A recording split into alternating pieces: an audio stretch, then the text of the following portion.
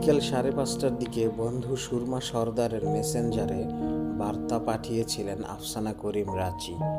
জানতে চেয়েছিলেন মেয়েদের জন্য ক্যাম্পাসে কোনো ব্যাডমিন্টন কোর্ট আছে কিনা। কিন্তু সুরমা বার্তাটি সঙ্গে সঙ্গে দেখতে পারেননি। যখন দেখেছেন তখন তার বন্ধু জীবিত নেই।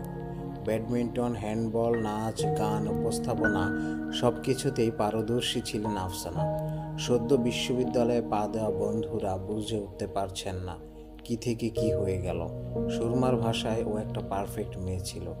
আফসানা করিম জাহাঙ্গীরনগর বিশ্ববিদ্যালয়ের মার্কেটিং বিভাগের শিক্ষার্থী। মঙ্গলবার রাতে বিশ্ববিদ্যালয়ের নতুন কলাভবনের সামনে ব্যাটারি চালিত অটোরিকশার ধাক্কায় তার মৃত্যু হয়।